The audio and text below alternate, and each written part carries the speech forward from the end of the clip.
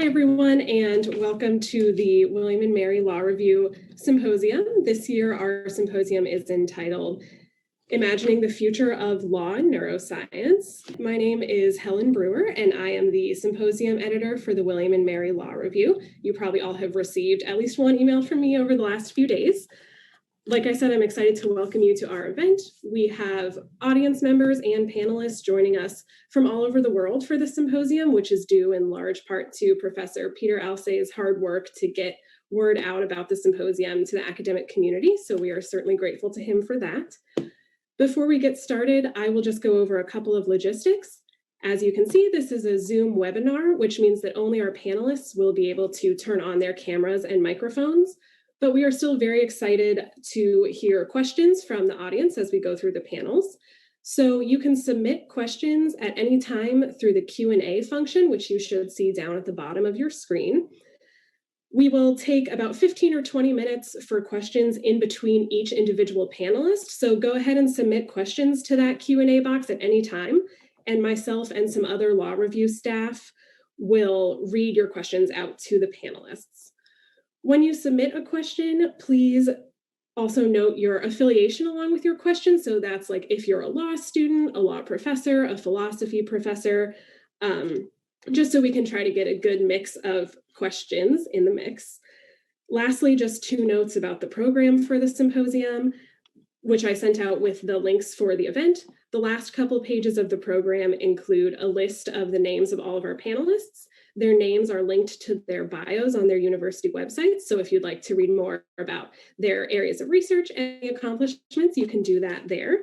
And then just a quick correction, tonight we have 2 discussion forums that will be going on if you would like to join for those. The forum that was originally going to be hosted by Professor Martha Farah will instead be hosted by Professor Emily Murphy, who is also going to be one of our panelists here at the symposium. So I just wanted to get those logistics noted, and now we will turn it over for some opening remarks from the Dean of William and Mary Law School, Dean A. Benjamin Spencer, and he will be followed by Meg McCarthy, who is the editor-in-chief of Volume 62 of the Law Review. Dean Spencer, you can take it away. Thanks, Helen. Afternoon, everyone. I'd like to welcome each of you to William and Mary Law School, which is America's first law school. I wish that we were all here doing this together in person so that each of you could experience everything that William and Mary in Williamsburg have to offer. We really do have a vibrant intellectual community of outstanding scholars here, and it would be fantastic if each of you could meet them. Indeed, our commitment to intellectual inquiry is evidenced in part by this very symposium. We have a rich array of methodological diversity represented on our faculty, as well as a strong commitment to interdisciplinary research. That interest in interdisciplinarity is well represented here today, as we welcome presenters from the fields of neurology and neurosurgery, philosophy, psychology, behavioral science, anthropology, computational legal theory, and of course, the law. Most of the legal problems in need of our attention are not solvable along a single dimension, but require the input of a collective of experts who can bring diverse insights to the table. That is precisely what we hope to facilitate over the next 2 days during this symposium. I want to thank each of the symposium participants for presenting and submitting papers for publication. I also want to extend a special thanks to William & Mary Law Professor Peter Alsays for devising the theme of this year's symposium and for inviting our panelists to take part in this event. Finally, I want to thank our Institute of Bill of Rights Law and its director, Professor Ali Larson, for their continued support and co-sponsorship of the symposium. And of course, the hardworking members of the William & Mary Law Review for all of their work. Once again, welcome, and we hope that you enjoy this year's wonderful symposium event.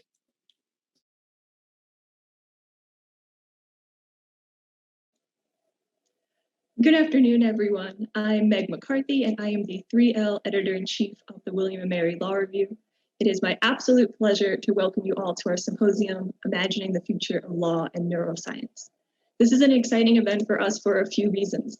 Most notably, it is our first ever virtual symposium. Hopefully next year we can invite you all down to Williamsburg, Virginia, and share this experience with you in person. But this year's symposium is also our best attended with over 300 registered attendees. Also, as Dean Spencer mentioned, the symposium is our most interdisciplinary. This afternoon, you'll hear from Professors Paul Davies, Owen Jones, and Emily Murphy in a panel moderated by Professor Peter Alsace. Later on, you'll hear from Professors Alsace, Deborah Deneau, and Kent Keel in a panel moderated by Professor Paul Davies. Tomorrow morning, we will begin with another panel moderated by Professor Paul Davies, featuring Professors Elizabeth Shaw, Farah Fakart, and Bruce Waller. Our final panel will be moderated by Professor Peter Alsace and will feature Professors David Fakeman, John Callender, and Burkhard Schaefer. I truly believe that this is a law review's most dynamic and interesting symposium yet. However, I can take none of the credit for this accomplishment. Before we begin, I'd like to thank a few people who deserve immense credit for their work. First, Professor Peter Alsace for his vision and passion in spearheading the symposium. I'd like to thank all of the panelists who are joining us from around the country and around the world. They have shown us so much warmth and patience over the past year as we work to modify this event. I'd also like to thank Helen Brewer, who you just heard from, the Law Review's 3L Symposium editor, who has worked fearlessly and tirelessly to architect this event, as well as our newly selected 2L Symposium editor, Laura Lovefeld, who jumped right into the deep end with her new role just last week. I'd also like to thank Professor Nate Oman, who is the Law Review's faculty advisor, for his unwavering support of everything we students on the Law Review do. And thank you to Dean Spencer for joining us this afternoon and opening our event. Last, but certainly not least, I'd like to give a big thank you to Ms. Allie Trevette, the conference and event coordinator here at William & Mary Law School, because without her, this webinar would not be possible. I'm very excited to learn from our panelists over the next 2 days, and I look forward to reading their work when it's published in volume 63 of the Law Review, which is led by our newly selected 2L editor-in-chief, Ashley Hamilton. And with that, I'll turn it over to Professor Alsace to kick off our first panel, a little bit ahead of schedule. Thank you. Hello, everyone. Just a brief point before we get started. A couple. Helen Brewer really has done everything that Meg mentions that she has done, but most of all, she has kept me from making tremendous mistakes on pretty regularly. This program would not happen if it were not for Helen. So I am personally in her debt, and we graduate every year tremendous lawyers, and we're not going to graduate anybody who's going to be a better lawyer than Helen Brewer, who was in my first year contracts class as well. But I take no credit for the great lawyer she has become. Also, just to give you an idea, the idea behind this conference was to assemble a group that was willing to assume that neuroscientific insights might well impact the law. It might surprise you that some folks have concluded that neuroscience has nothing to say to the law. And as a matter of fact, even some people who describe themselves as being interested in law and neuroscience are not convinced that neuroscience will matter very much to the law. So with the people we have here for the 4 panels are a group that have been spending a good part of their professional lives trying to figure out how neuroscience might matter to the law. And we asked them to imagine how neuroscience might matter to the law over, say, the next decade. So much has happened in the last 15 or 20 years in this field, but we can only imagine, and we're going to try to imagine for the next couple of days what can happen. You will, if you were looking for a program that will discuss such things as compatibilism and take issue with it, that's probably not what you will see. We're going to pretty much be a group that's going to let others discuss those philosophical issues. That's not to say that there is not disagreement among the panelists. There is. And there will be conversations among the panelists, and we really hope that there will be vibrant conversation between the participants, the attendees, and the panelists. We're leaving plenty of time for questions and discussion because we really think that conversation is going to be the most important part of this experience. Okay, I think Helen has given you a sense of the logistics, and we're probably ready to start the first panel.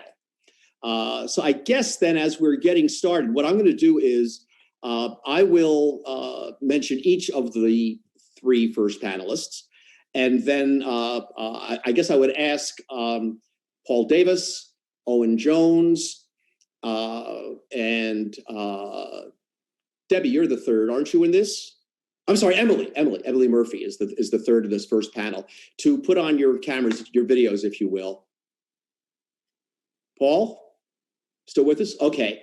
And we're going to go in this order. Paul's going to go first, then Owen Jones, and then Emily Murphy. And I'll have a brief introduction of each one of them. They'll each go for 20 minutes. And I'm going to get off as the speaker begins, and then I will come back on with it when there's about 5 minutes to go. That'll be my first hint to the speaker that the speaker has 5 more minutes to go. And then I will stay on and hold up a sign that says 3 and then 1 and then time. We're going to try to stay on schedule. And that way we should have 15 to 20 minutes for questions. So with no further ado, I'll start by introducing my friend, my teacher. I've learned a great deal from him over the last few years, Paul Davies, a professor at the College of William Mary and the philosophy department. Though I've never held that against him. He was also instrumental in conceiving and planning this symposium. And in truth, Paul and I probably started talking about this 3 or 4 or 5 years ago. Wouldn't it be great to get this kind of group together? But then we got lucky because there was a pandemic and we could bring people in from all over the world. And we never thought we would be able to do that. There are some folks here today who could not have come if they had to be in Williamsburg for this time, just given their schedules. But so we really think that in a cruel twist of fate, we have benefited. Paul is the author of 2 very important books, Subjects of the World, Darwin's Rhetoric in the Study of Agency in Nature, published by the University of Chicago Press, and Norms of Nature, Naturalism and the Nature of Functions, published by the MIT Press. Paul's books, Evidence and Understanding, that it took many of us years to grasp. Paul was ahead of the curve, and he remains ahead of the curve. Paul, could you get us started? Thank you, Pete. Let me open up my PowerPoint. Okay, I'm hoping that you all can hear me okay.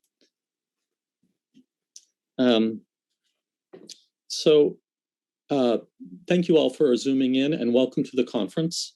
I'd like to describe what I'm going to call the generalization challenge for the law. Generalization isn't the only challenge I'd like to describe. I'd also like to describe a problem related to punishment. But alas, I'm only going to have time for one challenge.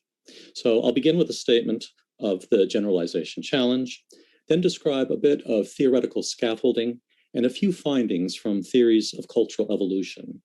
And at that point, I believe the force of the challenge should become apparent. So I take it that any proposed law is defensible only if it is psychologically fitting. A law that assumes we're possessed of capacities that we don't possess isn't merely irrelevant, it's unjustifiable. And a law that overlooks effects of capacities that we do possess is at least potentially unjustifiable. So a necessary condition on any defensible law is that it fit, psychologically speaking, the type of organism to which it's applied. Yet, according to cultural evolutionary theorists, there are substantial psychological differences across ethno-linguistic lineages within Homo sapiens today. There are differences in particular in so-called norm psychology. If those differences are substantial, then we are indeed faced with a generalization problem. I'm going to articulate it in terms of a set of legal norms, and I'm going to, put it this way.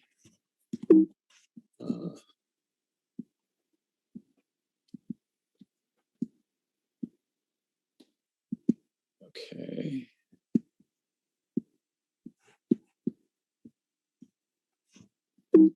Okay, bear with me.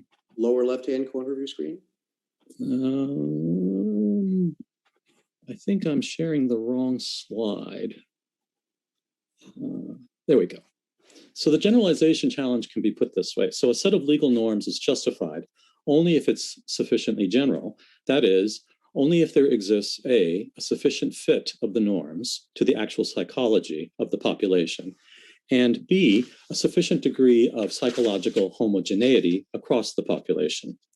And a population that fails to satisfy B, so one that's heterogeneous above a certain threshold, will be too diverse to satisfy A. Now, a bit of theoretical scaffolding. First, there's a wide canvas taxonomy of distinct evolutionary processes within which cultural evolutionary theorists tend to work. So they make a distinction between genetically based evolution, gene culture evolution, and non-genetic cultural evolution. Kettlewell's well-known study of melanism in the peppered moth illustrates the processes in one. The processes in two can occur in any population capable of producing cultural items that alter the selective forces then acting on that population. A well-known example is the evolution of lactose tolerance in adults. There was a selection for a genetic mutation that produces the relevant enzyme in ancestors who, roughly 10,000 years ago, began domesticating dairy animals. The processes in three are the most recent, and a brilliant example is reading. So far as we know, no genetic mutation explains the difference between modern humans who read and those that don't. What explains the difference are ontogenetic neurological changes wrought by exposure to a cultural product, books. Such exposure produces extensive rewriting in certain parts of the brain. Now, the downstream effects of reading are, of course, immense, and those effects may occasion a certain genetic mutation being selected for. But the assumption is that for the most part, the downstream effects result in non-genetic cultural evolution. This taxonomy depicts the historical processes that produced the sedimentary layers of human psychology. Neurological capacities due to one are presumably the oldest and hence the developmentally deepest parts of our psychology. They are, as the philosopher Bill Wimsatt would put it, they are generatively entrenched. Capacities due to the processes in two are presumably less entrenched, but still more entrenched than those due to three. Now, I want to just briefly introduce three other relatively specific theoretical components in theories of cultural evolution.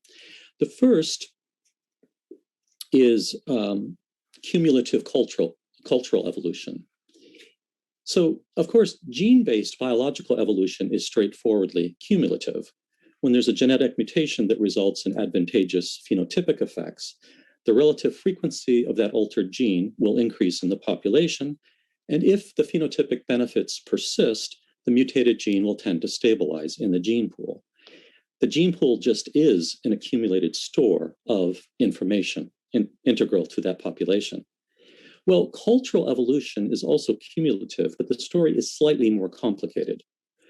Cultural evolution accumulates advantageous cultural items, and I have those listed on the slide there. So things like manual skills, practical know-how, stores of information, and social norms or social expectations about behavior. These sorts of cultural items are transmitted vertically from parent to offspring, like genes. But unlike genes, they're also transmitted horizontally by way of social learning. And indeed, the hypothesis is that our ancestors at some point became inveterate learners. And as the rate of social learning increased, so did the rate of horizontal transmission, resulting in the fact that cultural evolution often occurs at rates far greater than gene-based evolution. The second theoretical component concerns our capacities for social learning.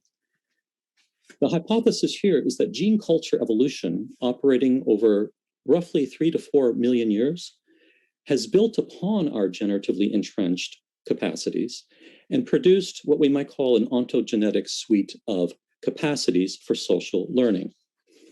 So the hypothesis is that all of us, everybody here connected today, we are comprised in part by capacities that come online during development and cause us to act strategically in light of social information, especially when we are faced with uncertainty in our environments. For instance, the claim is that we're disposed to selectively attend to and imitate others whom we perceive as And the quick categories there on the slide. So we're sort of attuned to individuals who are comparatively more skillful or more successful, more prestigious, individuals who are similar ethnically to ourselves, individuals who are the same sex as oneself, individuals who are older than oneself, and so on. I can't rehearse the evidence for this. The evidence is quite extensive. But what the evidence pretty clearly shows is that we are disposed to imitate in these ways. And the experiments range from experiments done on children as young as 12 months old. Michael Tomasello has done some beautiful experiments on that, to studies including cross-cultural studies on college-age students and older adults. The third component, norm psychologies. So this ontogenetic program that I just mentioned for social learning includes capacities to not only seek and identify local norms, but also the disposition to internalize and act on those norms, and also to chide and even punish others when they violate them. That is our evolved norm psychology, the operations of which, it's assumed, are largely affective and non-conscious.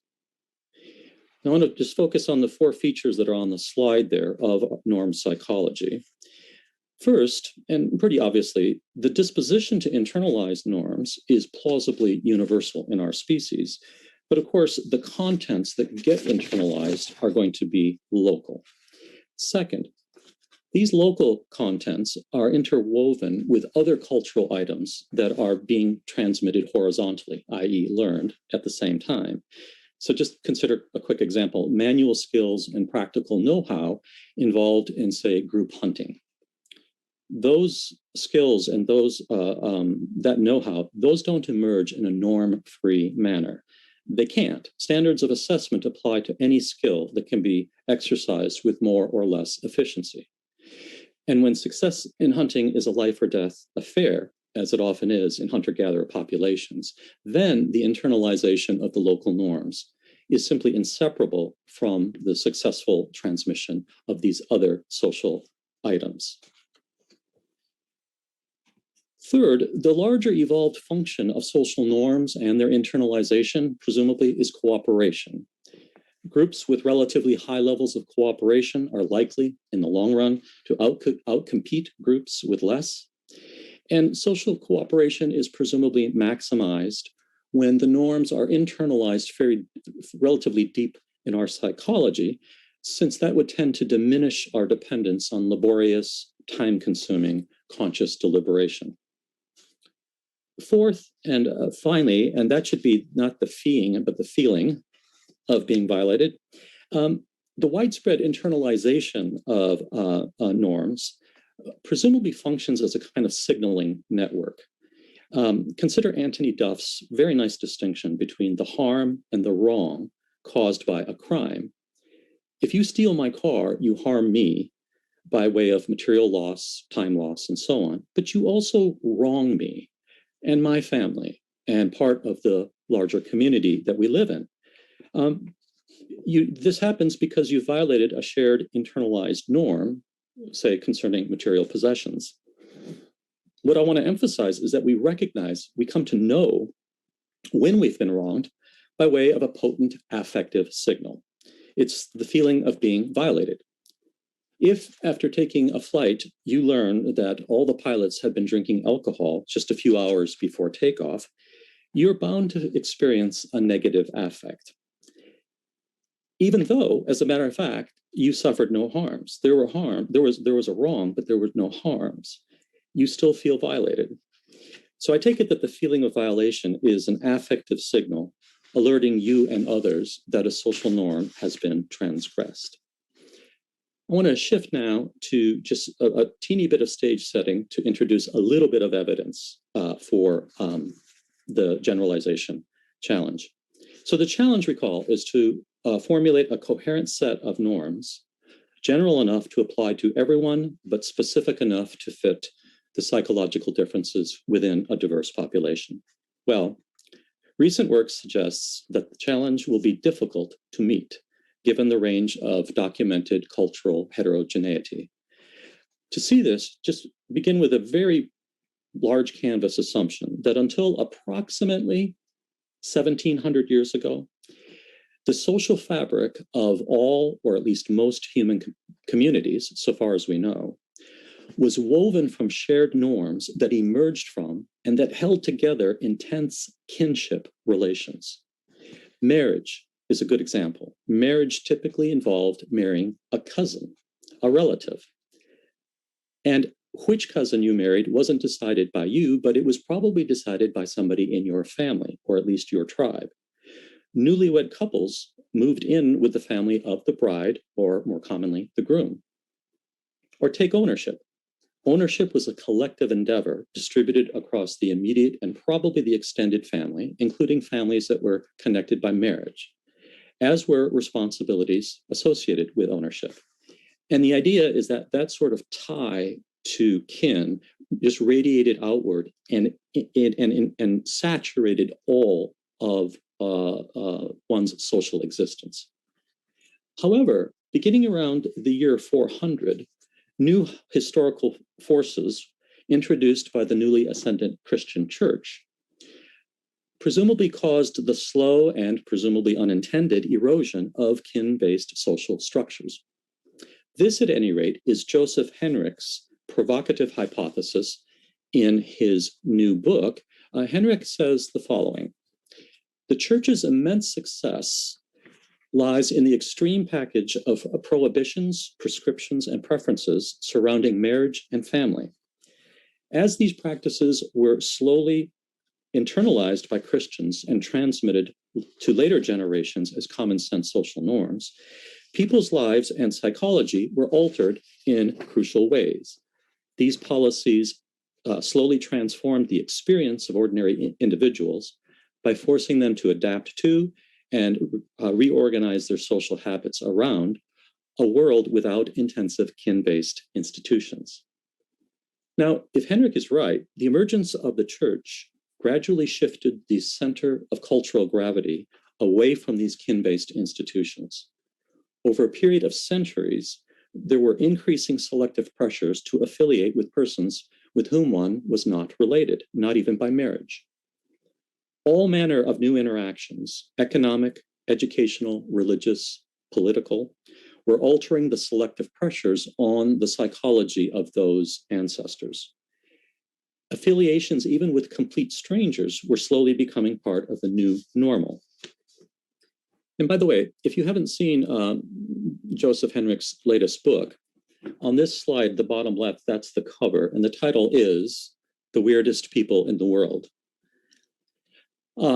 Weird is in caps because it's an acronym for the adjectives listed on the right side.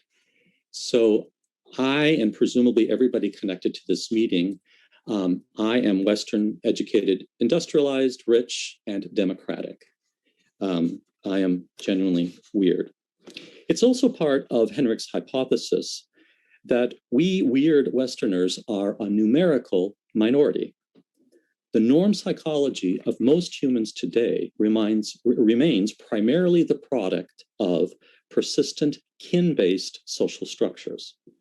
Now, no doubt there's a spectrum here with weird norms at one end and entirely kin-based norms at the other. And presumably the human population today falls somewhere on this spectrum. Even so, it is estimated that more than 80% of persons today belong to ethno-linguistic lineages in which kin-based structures have had and continue to have a significant and in some places a primary formative effect on the norm psychology of its citizens. Westerners no doubt have vestigial effects of these kin-based structures, but the claim is that much of our psychology is now tuned to non-kin structures. And it's precisely this form of cultural heterogeneity that gives rise to the generalization challenge.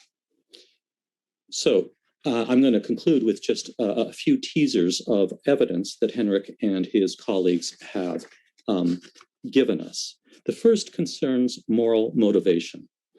So subjects in high kin and low kin communities So the high kin would be the non-weird, the low kin would be the weird.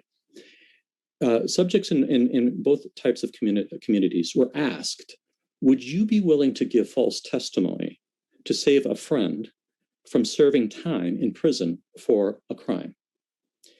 Significantly more people in the high kin communities report a willingness to do that.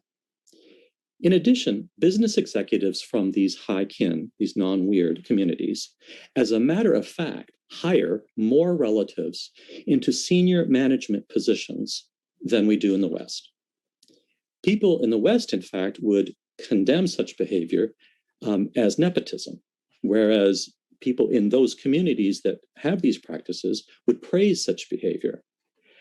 I take it that loyalty to kin and extended kin in the non-weird communities is something like normative bedrock, whereas in the weird communities, it's not. It's something like loyalty to impartial principles. Thank you, Pete. Okay, that's about moral motivation. Now something about moral judgments, and in particular, the roles played by intentions. Suppose we give these two vignettes to experimental subjects. In the first, we describe a case of intentional theft. In the second, we describe a case in which somebody unintentionally takes someone else's property. Well, when subjects from Los Angeles were asked to judge these two scenarios morally, the vast majority of them made a very strong distinction between the intentional stealing and unintentional taking. However, subjects from Fiji made no such distinction. The non-intentional taking of someone else's property was judged just as harshly as the intentional. And judgments from subjects in Namibia, New Ireland, and Tanzania were much closer to those made by folks in Fiji compared to Los Angeles. Out of the 10 countries covered in this study, the only ones in which there was a strong distinction between intentional and unintentional harms were the two Western countries, the US and Ukraine. Finally, a difference in punishment. In kin-based communities, this is a gross generalization, but it's true nonetheless. Punishment is mainly within tribe. If somebody within our tribe commits a crime, even if it's, say, stealing from a neighboring tribe, the offender is going to be punished by somebody in this tribe, in our tribe, presumably an elder. And by the way, presumably the punishment will be meted out in a very public way, presumably so that the tribe that was offended won't take retribution. The punishment across tribes simply doesn't happen. And in fact, if somebody in one tribe merely criticizes in public somebody from another tribe, the result can be violence. We Westerners are not like that. We don't think of punishment that way. Anyone can be criticized or punished, irrespective of their familiar relations to us. We apparently feel, think, and react on the basis of loyalty to principles that are, as I said just a moment ago, impartial, or at least that's what we think we're doing. Principles that conduce to cooperation among strangers. Okay, that's as much evidence as I can give, so here's my conclusion. These differences that I didn't really summarize them, I just gave you a tiny glimpse of them, concerning moral motivation, moral judgment, and punishment. They're just the tip of the iceberg of differences in norm psychologies that apparently exist in our species today. If these differences in norm psychologies have sufficient depth and staying power, then the generalization challenge is indeed a deep problem for contemporary and future legal thinkers. Thank you.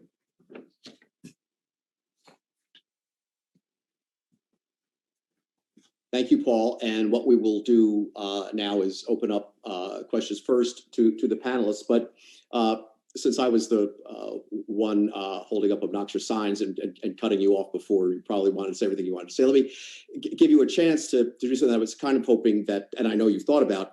I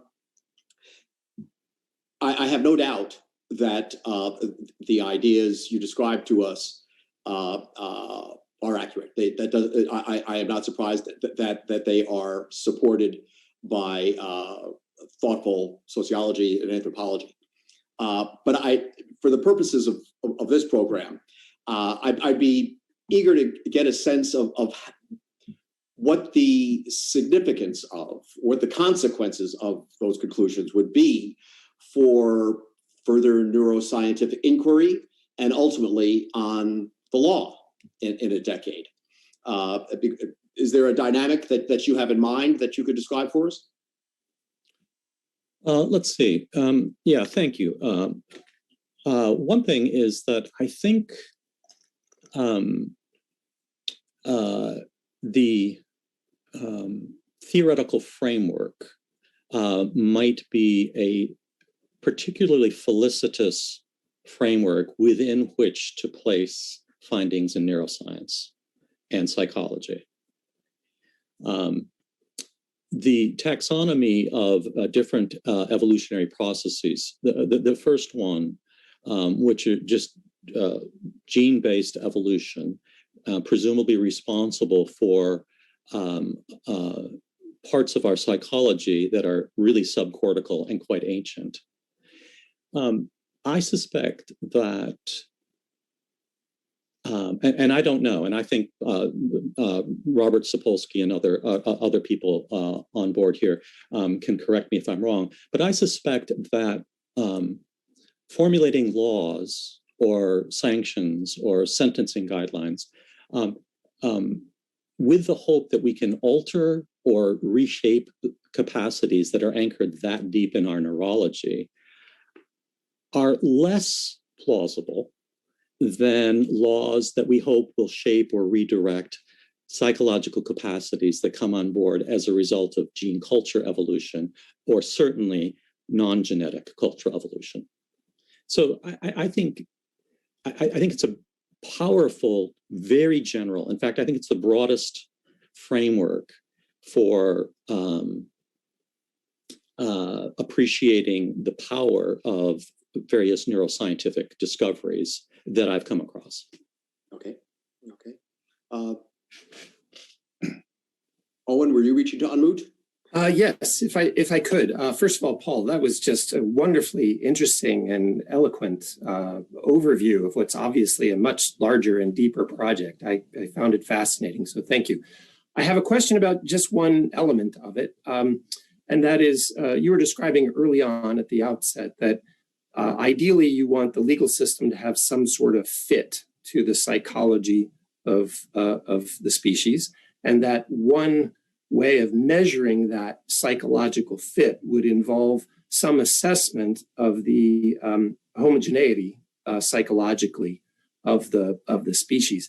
And it struck me that you've probably thought about this, but I was wondering how you would approach the challenge of assessing psychological homogeneity when the underlying psychology, which may be common, may be algorithmic in a way that leads to different behaviors in different cultural circumstances. That is, as you know, you can lots of species, our own presumably as well, have sort of nested if-then algorithms that don't define our behavior but might predispose us in one direction or another. So if that one direction or another leads to different cultural outcomes, it's not necessarily a reflection that the underlying psychology isn't the same. It's just a reflection of the underlying psychology might bump up against different environmental circumstances. So I was just wondering how one would go about assessing or looking for evidence of homogeneity, given the probability that there are going to be some behavioral differences cross-culturally. Yeah, okay, thank you.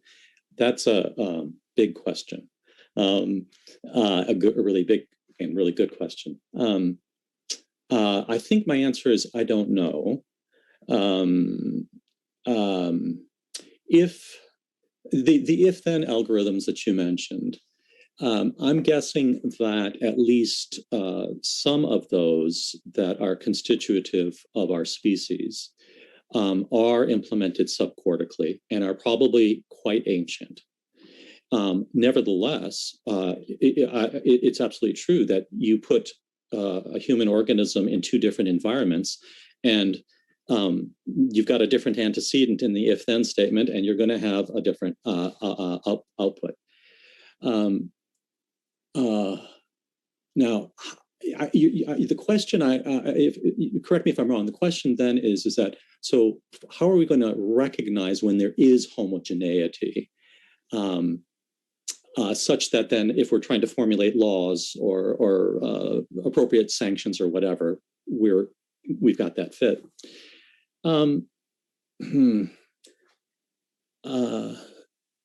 Yeah, my mind is going in a few different directions, but I think that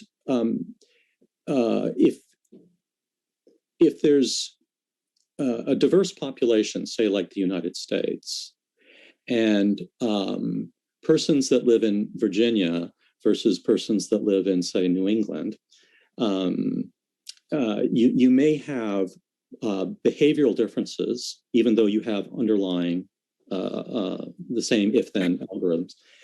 And I guess if the differences lead to conflict, if the differences are such that you can't have these organisms cohabitating peacefully, then I think the test would simply be whether the kind of heterogeneity that you would see because of different cultural environments, whether those sorts those organisms can actually live without excessive conflict. So I think that would be part of it, but I'm not sure that there would be a single thing to say. Great. Well, thank you. Thank you very much. I think that's a very thoughtful reply. Thank you. We have some questions as well in the Q&A. Helen, did you want to get us started on those? Yeah, I can go ahead and do that. All right, so our first question that we had come in is from Ozen Erojdin, and I apologize if I've pronounced your name wrong, but he's a professor of the philosophy of law. And he would like to ask you, Professor Davis, if you agree with the claim that the prohibition of the interfamilial marriages or incest that you started out talking about when we're looking far back in history has a universal aspect as a social norm. I know you talked about, looking through all these different cultural lenses. So I guess he's wondering if you could elaborate a little bit on that point. Okay, so tell me if I've got this right, Helen. So I was talking about marriage, was it? Or any kin-based norm, which are presumably have much longer lineage in our species. I mean, much, much longer than what began to emerge 1,700 years ago. This is assuming that Henrik is right. So should we think, because things 1,800 years ago were directly descended from centuries of kin-based relations, should we think that those things are likely to be more universal? If that's the question, I think the answer is not necessarily. To just go back to what Owen was just saying, what might be more deeply embedded in the older parts of our nervous system aren't highly content-specific algorithms, but algorithms where you have to pair it up with a certain cultural or environmental context. So even if we go back, say, 3,000 years ago, and if you counterfactually could imagine moving organisms that lived in this particular culture to a different culture, what you should anticipate, I think, is that if it's genuinely a different culture, and the environmental, the social environment actually gives rise to a different set of social norms, then I think you'd find out what things are malleable and what things aren't. I suspect the kinds of things that are probably not malleable are the kinds of capacities that Jaak Panksepp, the great affective neuroscientist, discovered. There are subcortical emotional systems like a rage system, a play system, a seeking system. And at least given what I know, that's where I would place my bet, is that those probably are universal, because Panksepp thinks that he discovered them in a variety of mammalian species, not just primates, but mammalian species. He thought that they were functionally homologous across all mammals. But when it comes to specific norms, such as, say, a prohibition against incest or something like that, I mean, I don't know. I'm not sure what to say, but my guess would be that it's probably not universal. I think we have 3 or 4 other questions, so with only about 6 minutes. So why don't you keep going, Helen? Oliver Goodenough is asked. Oh, I'm sorry. I didn't realize who was doing that. I apologize. No worries. Not a problem. But Oliver Goodenough, by the way, is a law professor. Are you aware of the economic discussions on the difference between personal and impersonal exchange and the institutions, including normative systems that support them? If so, do you feel that they relate to your approach? I think I better say no to the first part of that question, because I'm not quite sure. Personal versus impersonal. I mean, Joseph Henrich in his book, he does say that before Christianity, the sorts of prescriptions and requirements that were imposed really began to erode the kin-based norms.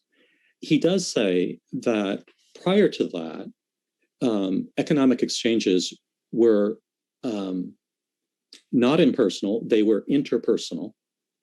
And one of the results of the loosening of these kin-based norms, such that people then went to market and had market exchanges with strangers, was a transition to a more impersonal type of interaction, and interactions that could occur only if there were certain kinds of mechanisms in place, such that both parties felt that there was sufficient degree of trust.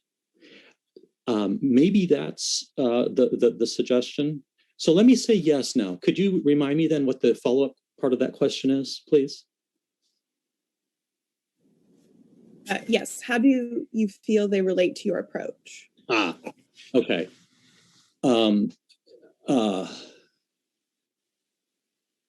Yeah, that's a good question.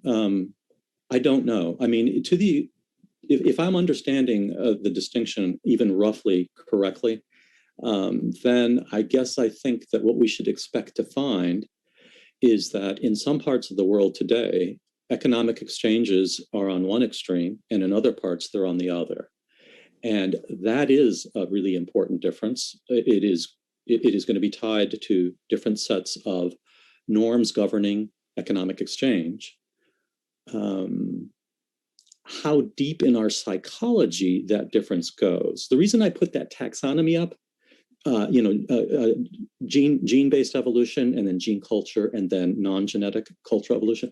The reason I put that up is because, to me, it's an open question. I don't think we know in many cases whether we're talking about internalized norms that are results, say, of just cultural evolution, but with no corresponding genetic alterations, like reading. If there's a social norm that's emerged because it's tapped into our psychology without producing anything, as it were, deep, then that's probably something that in a generation or two would just go away. And that's why I said at the very end that if the heterogeneity that people like Joseph Henrich and many others are pushing, if it's sufficiently deep and if it has sufficient staying power, and sufficient is just a fudge term there, then I think the generalization problem is a really deep problem. if it's relatively superficial, it may still be a problem, but probably a problem that's not hard to solve. Laura? Sorry, and I think Laura Love and I will be alternating off. Okay. We've got, I think, about 2 more minutes left, and then we'll need to go to the next panelist. But I think I can help in there. But I want to try to get another question in. Yeah, definitely. I will do this one last question, and we'll have the rest of the questions will still stay here in case there's extra time at the end. Mm-hmm. So this question is from David Nelson. He's a retired North Dakota judge. And referring back to the WEIRD acronym that you had in your presentation, he asks, do U.S. Native American tribes fall closer to WEIRD or to a different tribal pattern of things? And do you have any practical advice for a WEIRD judge who would be faced with sentencing a Native tribal member? Wow. I'm honored that I'm being asked that question. I have to say, I think in terms of practical suggestions, I think I would be too naive. Although I would love to talk about that. I also don't know the answer to the first part of that. I should know, but I don't know enough about Native Americans. I don't recall any of the studies that Henrik mentions. And I mean, I have printed out probably at least 100 studies that he mentions. I don't recall any of them being done on Native American persons. And I'm sure that Joseph would say, yeah, that's a problem. But if they are far more kin-based, if that's closer to normative bedrock for them than it is for the weird O's like me, then I agree. I don't know about a judge, any one judge. I think it would be more of a question about rethinking probably every part of a judicial hearing and sentencing and so on. Thank you. I think we'll need to do our best to stay on schedule. But a couple things. Paul, I believe you will have access, as all the panelists will, to the Q&A, and some of the questions, it seems to me, you might be able to answer, typed answer. And also some of the questions, very good ones that we've received so far, touch on issues that we're going to be discussing across 3 more panels. So we may come back to them, and if there's a way to work those in, that would be very good. A matter of fact, somebody could re-ask them, and perhaps other panelists will also have some input. I think, though, we are ready to call on Professor Owen Jones, our second speaker. And for many of us who have taken an interest in this field over the last decade, Owen Jones is the reason. He is a professor of law as well as a professor of biology at Vanderbilt University. When I refer to Professor Jones in my law neuroscience class, I tell them that he is the law professor who brought brains to law. He really did. He caused many of us, to think differently about what it means to be human and the whole idea of human agency and what impact neuroscience could have on that. His work is extensive, articles in major legal and scientific journals. But for many of us, his greatest impact has been his Law and Neuroscience casebook, which is a tremendously important volume. Indeed, Paul Davies and I wrote a review of it a few years ago, trying to make the point that this really shifts the paradigm in ways that the paradigm had not been shifted in law in a very long time. That casebook is now in its 2nd edition. Also, Owen has been the administrator of the McCarthy Foundation grant, which spread the law and neuroscience inquiry far and wide, perhaps primarily with a focus on the criminal law, but even the work that involved criminal law had hints as to how neuroscience might matter beyond the criminal law, and that's actually been my particular interest. So, Owen, can you get us started on your ideas? Great. Thank you so much, Peter, for that very generous and warm introduction. I'm grateful. I'm excited to be here. I think the conference is a great idea. I want to start with just a few thanks. First to the law school and the dean for hosting this. And second, of course, to both Peter and the Law Review for organizing it. It's really a tremendous event. Peter was kind enough to mention the research network that I have the privilege to direct. So I want to, of course, give thanks to the MacArthur Foundation for funding it so generously, and to all my colleagues in the research network, some of whom are available today on this program, for just everything that I've learned in collaboration with so many terrific and smart and talented people. There's one other person I think we should all thank here in the spirit of giving credit where credit is due, and that's Stanford behavioral biologist Robert Sapolsky, who is also on the program. You may know him from things like his books Behave and Why Zebras Don't Get Ulcers, but there's a little bit of unknown history, I think, about Robert's role in sparking a lot of law and neuroscience work in the United States. And it takes me back to about 2004 or 5. I had moved to Vanderbilt University in part for an opportunity to begin some law and neuroscience work at their new brain imaging center. And somewhere early on, I got across the transom an invitation from the MacArthur Foundation to be one of the external reviewers on an idea that had come into the foundation in response to the foundation's call to its MacArthur fellow scientists, like Robert Sapolsky, for a big idea that the foundation might decide to fund. And so Robert had pitched this wonderful idea that the foundation should really go big on investing in criminal law and neuroscience. And so that's ultimately what they chose to do. They've invested, I think, somewhere on the order of about $18 million over the last 15 years or so. And that's funded a lot of collaborative work, a lot of bridge building between fields. And I don't know about everybody else, but I wouldn't be here on this panel and having done this sort of work if it weren't for Robert. So if we weren't in a pandemic and having this conference virtually, I would call for a round of applause, but I think we'll just have to do with the shout out. But anyway, thank you to Robert for sparking a lot of the funding and the experiments in this area. The prompt from the symposium organizers was for us to think about what might be happening in law and neuroscience 10 years down the road. That I think requires us to approach the question with some humility, because obviously there's so much more, even despite miraculous discoveries, there's so much more we don't know about the brain than we do. And so this is, of course, a highly fraught exercise. But I want to extrapolate into this near future in a few domains. And I want to do it by starting out by thinking about some of the things that are likely to be coming on the science side. And I think I can see at least 3 domains of advancements there that'll get us sort of warmed up and started. That would involve monitoring and manipulating brain states, analyzing the data from that acquisition, and then integrating relevant fields even more than they've been integrated so far. So let me just pause and give a couple examples of each of those. So with respect to technologies for monitoring and manipulating brain states, I'm inspired by this 2018 achievement in which researchers were able to map every single synapse in the entire brain of a fruit fly.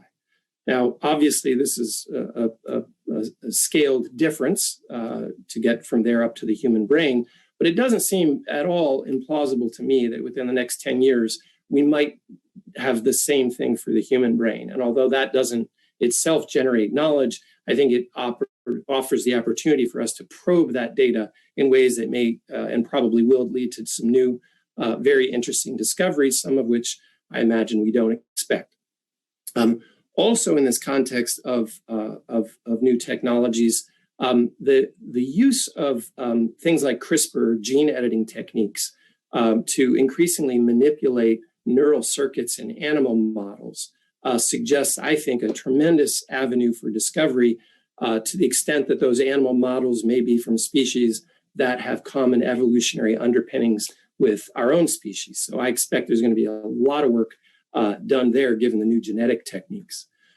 Also, with respect to brain-machine interfaces, we've seen a lot of development over the last decade in their use in medical contexts, often with paraplegics, who can wirelessly transmit directly from the brain to an external robot that can be manipulated with some fine-grained motion control.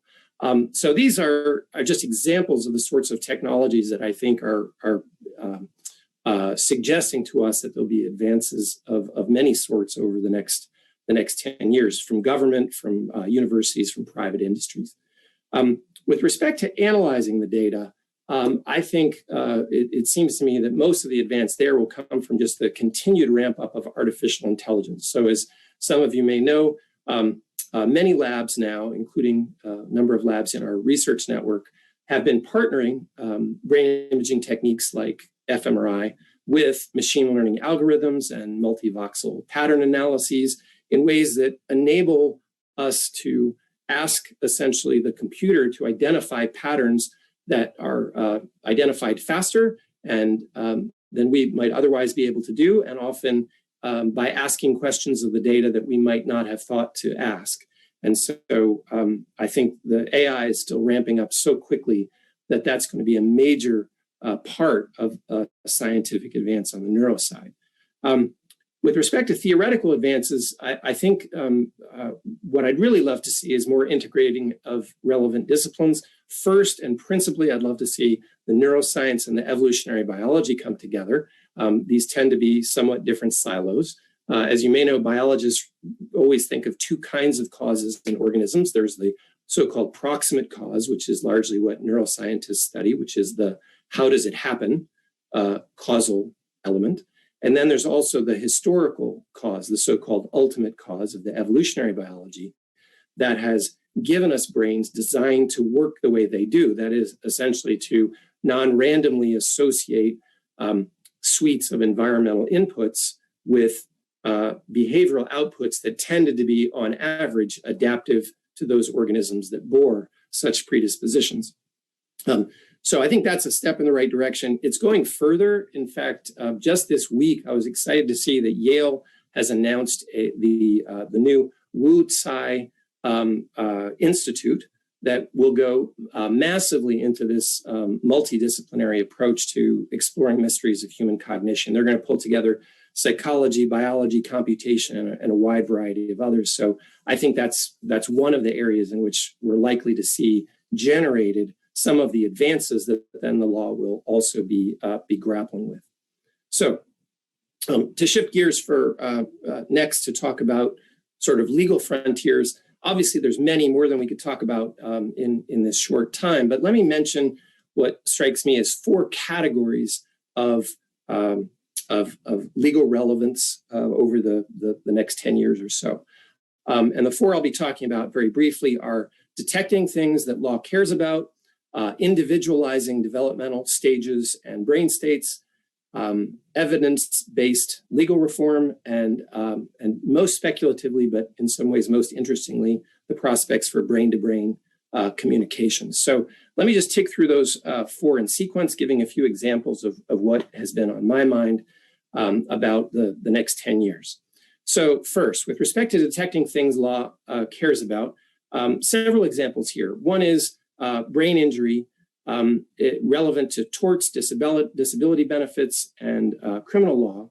I think we're going to learn a lot more about how to investigate cases involving functional deficits of the brain, not just the typical structural injuries and abnormalities that we look at so far. I think there's a prospect for a lot of influence on how cases like these are conducted across the United States.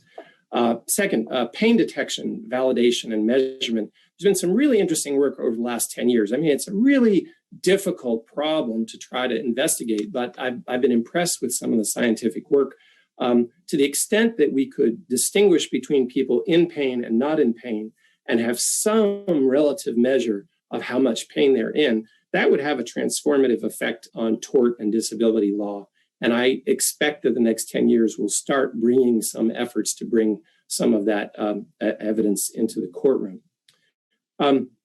Another example of this first category is discovering additional biomarkers of propensity toward recidivism. Kent Keel, as you may know, who's on the program, has done some great work with some colleagues out in New Mexico, where Kent has access to scanning prisoners and looks at the relationships between their brain scans and those prisoners who have been arrested for recidivism. In a very, very interesting study that I think is a very fascinating proof of concept, they only explained a portion of the variance, but I don't mean that use of the word only to be a criticism. Every portion of the variance that we can explain that gets pulled into actuarial models gives us a finer and finer and better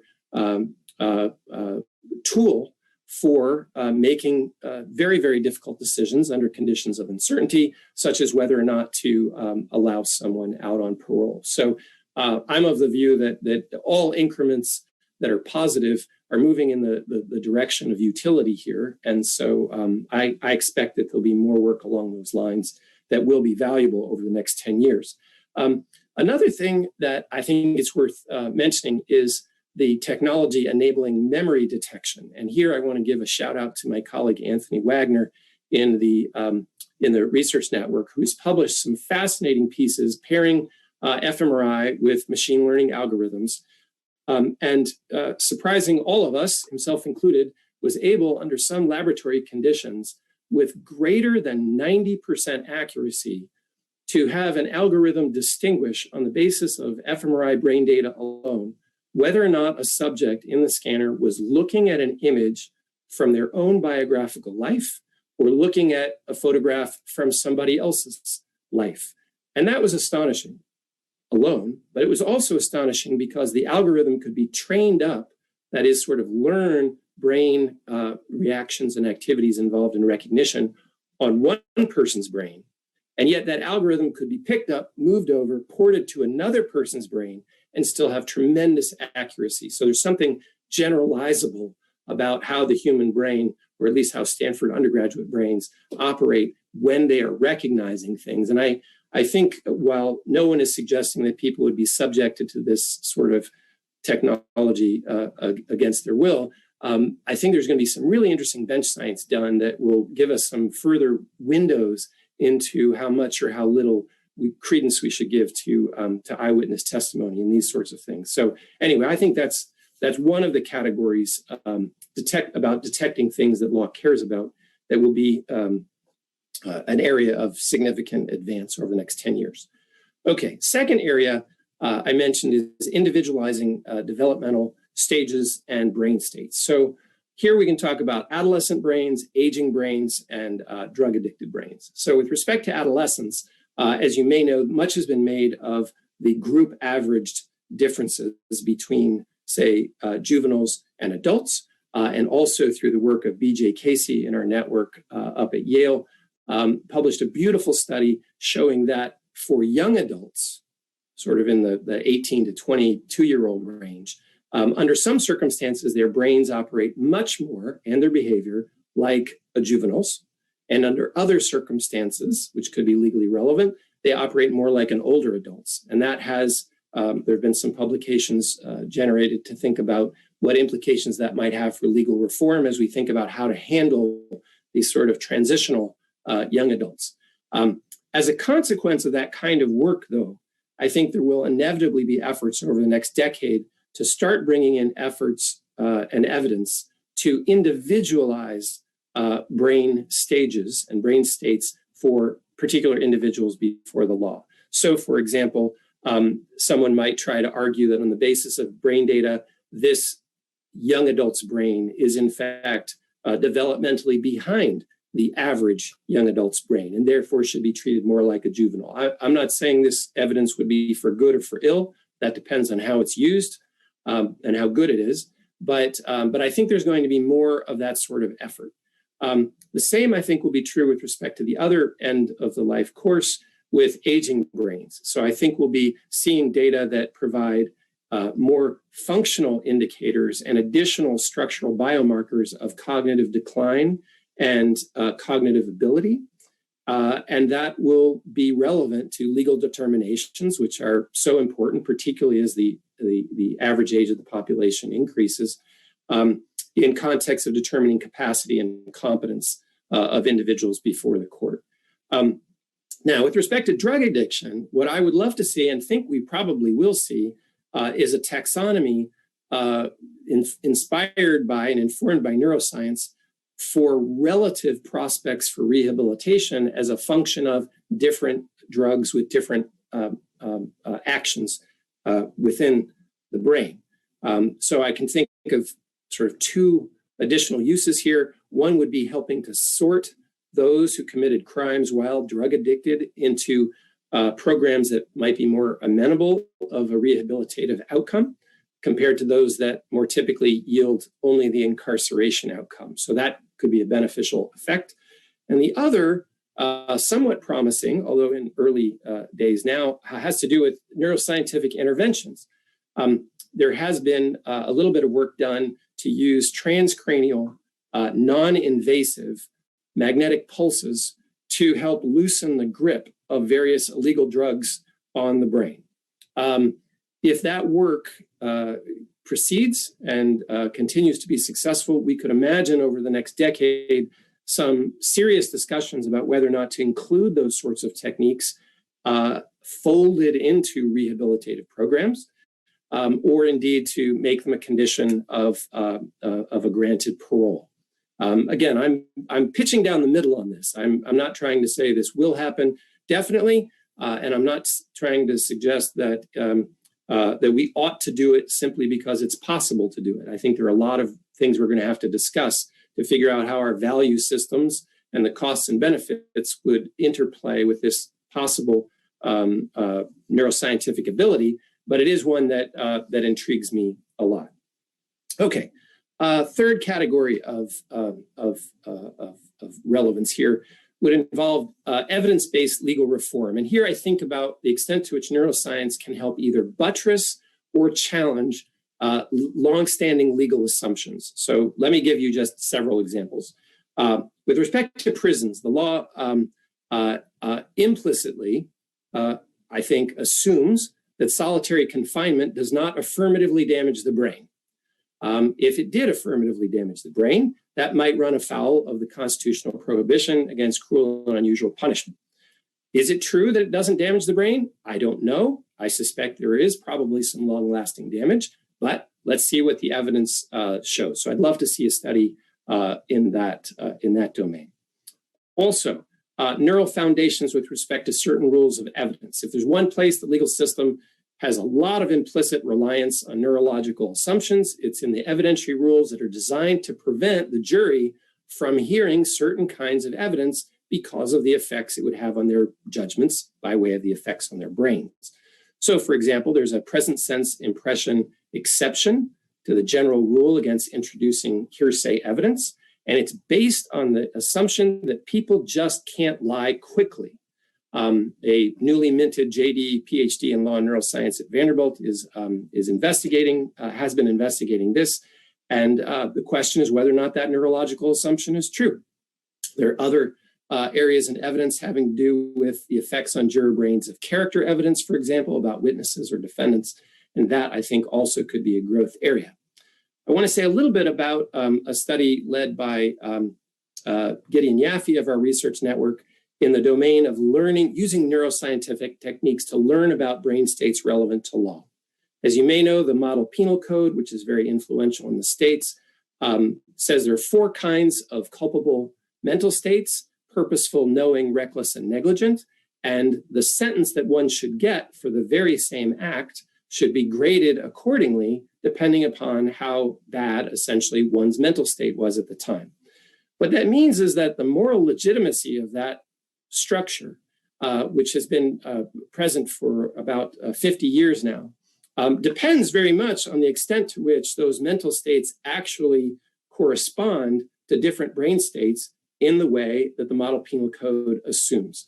In a paper that Gideon and I and a number of others worked on, we demonstrated that fMRI could, with a machine learning algorithm, distinguish between knowing and reckless states in the brains of our subjects under some laboratory conditions.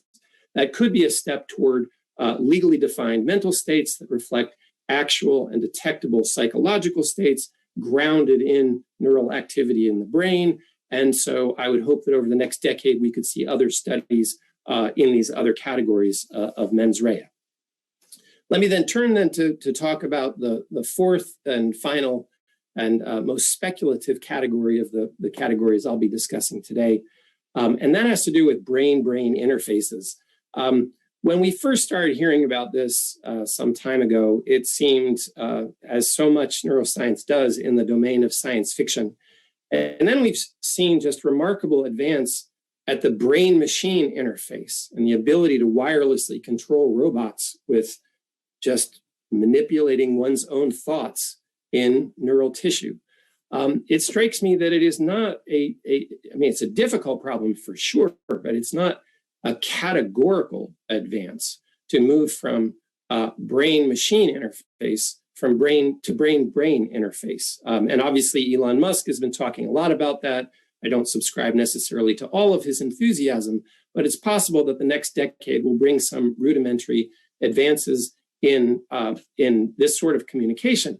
And what that inspires us to think about, and I don't think it's too early to start thinking about a world that would involve some brain-to-brain communication, is could there be bad behavior in this sort of context? And would law want to reach to regulate it? So, for example, what would criminal assault look like in brain-to-brain interactions? Would there be torts for which people would seek damages? What would fraud and misrepresentation look like when there's any kind of brain-to-brain communication? And lastly, I'd say, as somebody who also teaches contracts in the first year, one thing that I found really interesting to think about is the nature of consent in brain-to-brain interactions. That is, could someone consent to the terms of a contract? I don't know. Maybe we wouldn't want to allow that. And what about consent in other domains, like to sexual interactions that have been proposed? I think there is a certain sort of Brave New World aspect of that, but I'm inspired by how much has been done at the brain-machine interface to think that a brain-brain interface is not out of the question, and I don't think it's out of the question in the next 10 to 15 years. But I see Peter has flagged to me I'm out of time if we're to allow enough time for discussion, so I will just go ahead and stop there. So thank you for your attention. Thank you very much, Owen. I would like to give Paul and Emily a chance if they have any question, but we are also developing a pretty rich queue, and I do want to make sure that the folks in the audience get to ask as well. But if Emily, do you have anything? Or Paul? Okay. I don't recall whether it's Helen or Laura who has this, but whichever one of you does, Helen, are you going to start with, is it Roland Nadler's, I guess? Yes, yep, I'll go ahead and get us started. So Roland Nadler is a PhD student in law at the University of British Columbia, and his question is, when we speak of something like pain detection having a transformative effect on tort litigation, should we take that to mean transformation straightforwardly for the better, or if there would be a mix of positive and negative consequences to such a development, what might be some examples of each? Oh, that's a great question, Roland, and welcome and thank you. I think we will sort of at the most general level, I would say anytime we're approaching neuroscience, we should not be assuming that A, it should have an effect, and B, that the effects will always be positive. So I think we want to ask both of those questions separately because as philosophers have warned us, we don't want to assume that just because something is a certain way, say in the brain, therefore it ought to be a certain way, or that because neuroscience has discovered something, the legal system should take account of it.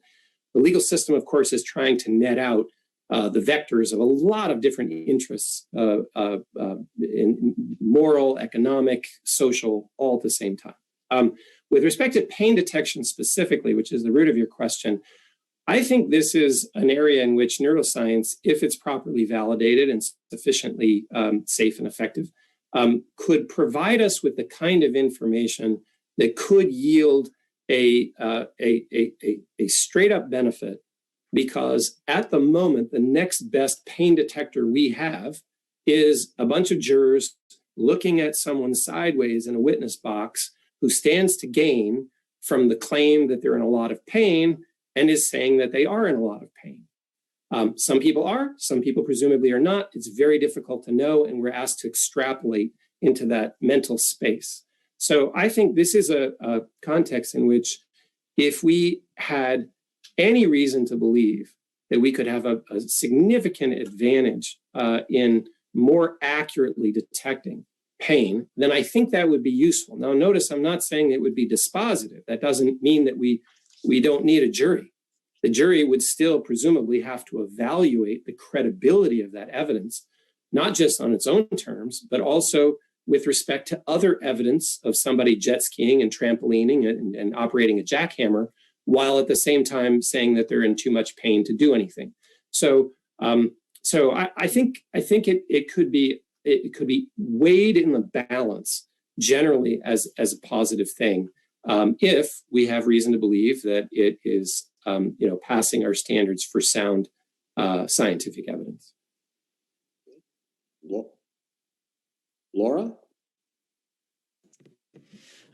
Caleb Spink, who's a neuroscience and philosophy student, asks, how would one prevent the use of these technologies to violate the rights of the accused? Okay, great question. Well, first, the legal system is going to have a significant edifice built of at least two parts that will prevent overuse or overzealous use. And I can give an example in the lie detection context. The two pieces of that evidence are, first, the law by its design, maybe both a feature and a bug sometimes, moves relatively slowly. And that which stable legal system some assurance to the market that the change in ways that make all of our interactions less capable in the future. I'm thinking entering into contract too quickly.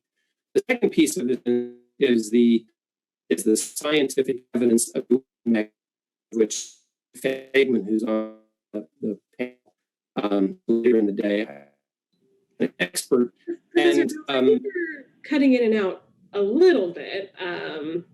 Probably I don't want to make you go back through everything you've just said, but oh no. Oh, he's That's bad. Well. Okay. Oh, let's see. He's coming back. He's muted though. If you can unmute, Okay. I think. All right. Am I back? It started to cut out a little Great. bit. Yes, I see the connection just disappeared for a moment. I'll try to summarize really quickly. I was saying there are two pieces of the legal system that operate to prevent technology or any science coming in too quickly. One is the general preference of the legal system to move slowly and to wait until things have been sort of sufficiently established. The other reason is that we have in the United States mechanisms for evaluating, and David Fagman is an expert on this subject, the quality of scientific evidence before we decide that it's of sufficient quality to incorporate into the evidence that we will allow to reach the triers of fact in trials. And so in the example I was going to mention that I think has worked out well for the legal system is that there is some technology available, some techniques of using fMRI for lie detection, or as the defense often refers to it, truth verification. And people in the network, we put out a consensus statement saying there's been some fascinating studies in this domain, but the system just is not, the science just isn't ready for prime time. And although there have been some efforts in the legal system to introduce that, they have properly, in my view, been shut down. And that's not because it's categorically impossible at the conceptual level for these techniques to become much better than the average juror at detecting lies. It's just that we're not there yet.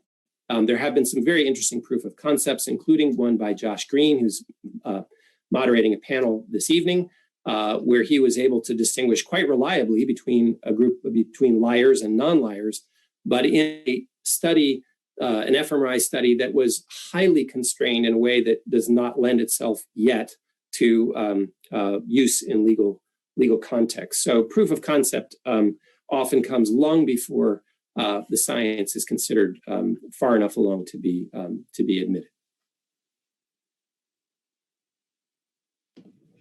All right. I think our next question, I think you've probably already touched on some answer to it, but then it sort of branches off of that as well. So this question is from Clay Kaleza, who is on the William & Mary Law Review. He's a 3L here at William & Mary. And he asks, if some of the neurological or scientific developments that you discussed become widely recognized for their usefulness in court cases, such as ways to gather new types of evidence, what kinds of regulations or limitations do you see being implemented? Would they be strictly regulated by the state, available to private parties who could pay for the data, perhaps barred from courtrooms because of unfairness, or so on and so forth? Yeah, that's a great question. Lots of different pieces in there. I'm not sure I'll be able to address all of them, but let me mention a few.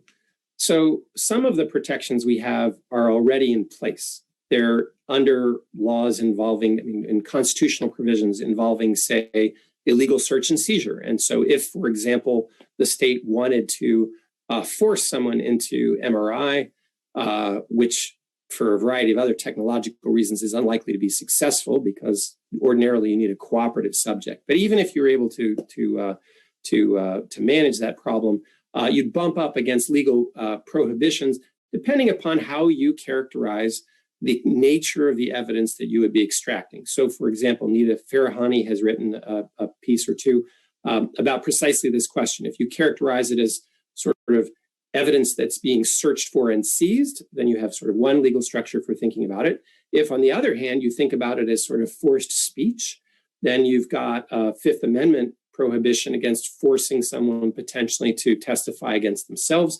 So there are a lot of existing structures that I think offer protections. And the question then would be, how do you characterize the nature of this evidence in a way that either fits within those existing structures or alternatively would require some new regulations? Now, with respect to regulations, you occasionally do see some states reaching out to propose bills specific to certain kinds of evidence. My recollection, although this may not be accurate, but I think it was in New York State, someone proposed a bill to exclude from the courts neuroscientific evidence of lie detection. And legislators are free to go out and affect state law in precisely those sorts of ways. And good ideas tend to spread across the republic, and so at least sometimes.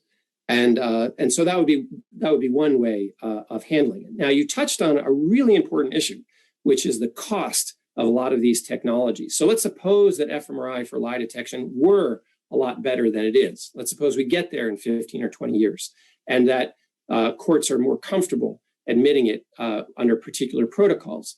Then the question is this a rich person's defense? Because this is not cheap technology.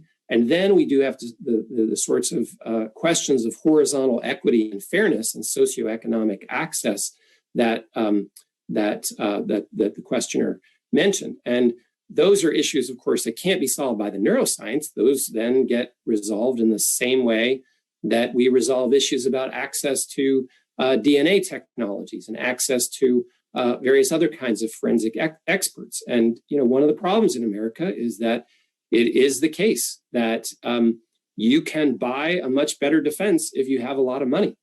So that definitely has socioeconomic and class and racial implications that I think we should all be attentive to. And so I'm glad that the questioner mentioned that. So thank you. Laura, I think we have time for one more question from the attendants. So this is from Manish, who is a forensic neuropsychiatrist, discussing the research in the area of brain-induced functional deficits and the role it may play in torts and disability cases. The research has a potential for misuse by the attorneys. Deficits do not mean functional impairments. I'd like you to elaborate on that. Yes, the questioner, thank you for that, makes an excellent point. It is a mistake to think that any abnormality necessarily results in some sort of, or should result in some sort of legal accommodation. So, for example, in training federal judges, I often put up a picture of someone who tried unsuccessfully to commit suicide by crossbow and wound up with an arrowhead sort of at-home prefrontal lobotomy. Guy survived, which was remarkable. And I asked the judges if this fellow had robbed a bank, how many of you would consider this feature of his brain, a mitigating circumstance? All their hands go up. Then I show another image of a colleague of mine. He's been very open about sharing this broadly, so I feel no compunction about sharing it here. He was a control in a study of ours, and we discovered an arterial venal mass of large size in his brain. And before telling the judges who this was, we just put up the image, and I said, and how many would give this guy a break? All their hands basically went up. And then I pointed out this guy was chair of the faculty senate at Vanderbilt at the time that we took this brain scan. So there's nothing to suggest that every abnormality yields some sort of sufficiently large change in responsibility that we should automatically do something about it. Some things are going to be across that threshold, but we as a legal system have to decide where that threshold will be crossed. And this is in part because everybody's brain is a bit different, and also because we really don't have great data on what the base rates for all of these features are across the entire species. And so we don't really know how unusual a particular feature is. Maybe a number of people have that feature and they don't throw their wives out the window of a New York apartment building, as in one famous case a man did who had a very large subarachnoid cyst in his brain, or in the lining of his brain technically. Yes, I think it's important. The questioner asked about misuse by attorneys. One of our missions in the Research Network on Law and Neuroscience was to try to help the legal system sort the wheat from the chaff. And because we have this adversarial system in which supposedly truth will grind out between the millstones of opposing parties, it's going to be the case that lawyers on both sides, for good or for ill, will sometimes try to use every available bit of evidence they can. That's not always to the good. So, for example, I know of at least one case in which a defense lawyer brain scans every single one of his clients, and there's a for-profit institute that has determined that every single one of his clients has an abnormal brain. That does not necessarily lead automatically to any legal conclusion whatsoever. And so I thank the questioner for giving me the opportunity to point out that the utility of this depends not just on the accuracy of the science, but the way in which it's used. That is, how does it connect well to some aspect of a legally relevant question before the court? And making those connections is a function of partnering the legal system with the best neuroscience that the field has to offer. Thank you very much, Owen. I think we're set for the third panel, which is presented by Professor Emily Murphy at the University of California at Hastings Law School. When I do talk to my research assistants and share with them my enthusiasm for this field, I say, if only I were 30 or 35 years younger, then I could really dive into this and think I'd have an impact in the future. Well, I realize what I really want to be is Ellie Murphy when I grow up. She has a PhD in behavioral neuroscience and psychopharmacology from Cambridge. She has a JD from Stanford, and she is at the cutting edge of work in law and neuroscience, having published the Stanford Law Review, having published real scientific articles. And will talk to us today. We'll, again, the same 20 minutes, and please keep the questions coming. We will do our best to work through them. Emily, thank you. Thank you so much, Peter. And can everyone hear me? Or no complaints? All right. I also want to echo Owen's thanks, but I really want to acknowledge the students who have put this together, particularly Helen Brewer and everyone she is working with. I know just how much work you are doing, not through recent firsthand experience, but through mentoring and advising our law journal and symposia work here. This is an incredible lift under very difficult circumstances in this year. And so I see and appreciate the work you are doing to pull this together. Thank you for inviting me. I take very seriously the invitation to think 10 years ahead, maybe even more. And also the nature, I tend to treat symposia as an opportunity to try out new ideas, and maybe new ideas that are not completely fully baked. So I'm going to present to you today where I am thinking in the next sort of 10, 15, 20 years of neuroscience and law. And I have to say that my work on this is presenting you with a theory, and that is a very deliberate choice, not because I think we don't have things to learn, as Owen was saying about specific neuroscience technologies and what they will mean for certain applications. I write in that area as well, recently with memory detection with Jesse Rissman, who's here today, has done that neuroscience work as well. That's a really important area, but I also think that when we're talking about doing rigorous interdisciplinary work and bringing together these fields, as neuroscience is still very much maturing, the way we need to do this is by thinking through theory. And I'm borrowing this from, I think, the best versions of law and economics. We can debate how successful that marriage has been, but the idea being that theory is really the bridge between a descriptive field like brain and behavioral sciences and a field with normative content, such as law and policy, rather than any sort of trying to make evidence-based claims about using even one particular data set. So I have built the beginning stages of a theory that I'm calling collective cognitive capital, because it sounds alliterative, but it also, I think, tries to generalize and build a framework for a lot of the neuroscience and behavioral science that has been accumulating over the last several decades that I think has fundamentally an impact on how we should or could be thinking about human behavior and its regulation at a broad level. So what is collective cognitive capital? This is going to be a fairly short talk, but it's a framework. This is a framework, and the framework is one in which I want policymakers, legislators, and decision makers to think of human brains as an aggregated resource. And I use the word capital very deliberately. This is, I acknowledge, deliberately using neoliberal economic policy language. It is not meant, but it may have that effect of foreclosing other sort of discussions of political economy, and has one of the risks of saying, well, we're making human beings into units of cognition and production. That is not the goal, but it does not mean that that is not the risk. The goal in using this language is, I will say here quite broad on the record, is more of a Trojan horse, in the sense that this is the milieu in which we currently legislate and regulate the bulk of our lives. We live in this neoliberal cost-benefit analysis world, and that is how a lot of policymakers think, whether they're aware of it or not. So to the extent that this proposal speaks that language, I think it has translational utility. What it fundamentally is an alternative assessment of collective welfare. And I am far from the first person to put forward alternative conceptions of sort of welfare analysis. Like Matt Adler at Duke has a really great book about the social welfare function as a new framework and an alternative to a cost-benefit analysis. I think we can operationalize some of the work that has gone on in brain and behavioral science and start to build a framework grounded there.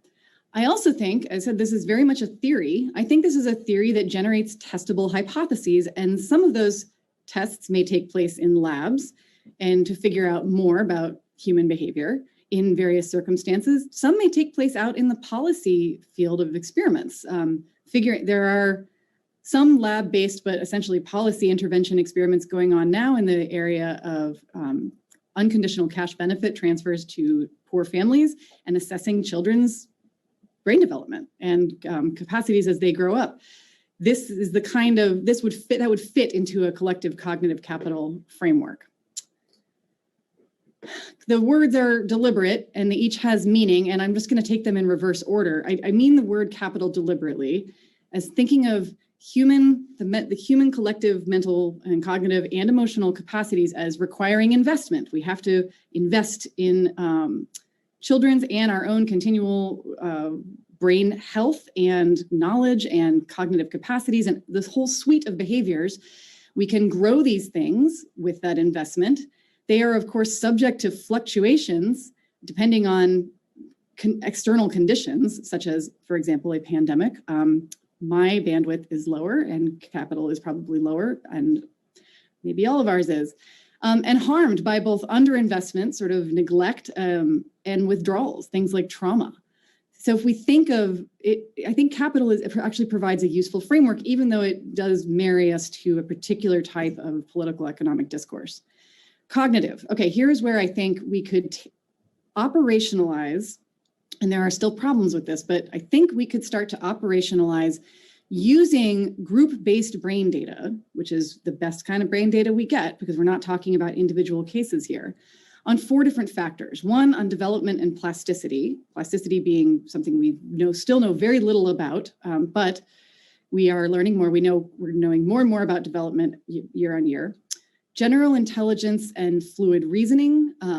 We have years and years of psychometric data on this. We're starting to get more interesting neural mechanism data and slightly more interesting, but still very complicated genetic data. Also, here's the big one for me, cognitive control, including inhibitory control, working memory, executive functions, but also really important to include emotional and social regulatory capabilities. And I will say more about why that is. And then cognitive reserve. So resilience in the face of neuropathology and aging. Now, the social and emotional regulatory abilities is in there, even though the nice alliterative collective cognitive capital name may seem to prioritize a cognitive rather than emotional framework, which is not the case, not what I want to do, because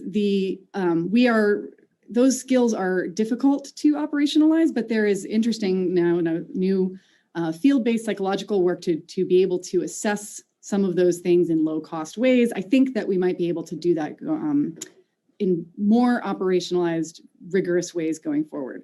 Professor Murphy, sorry, I might just, have you changed past your title slide? I think we're still yes. just slide. Oh, yeah. You know what? Yes. Sorry. I'm so sorry. Well, fortunately, there are not many words on the slide, so you're not seeing are you seeing just my title slide now? Yes.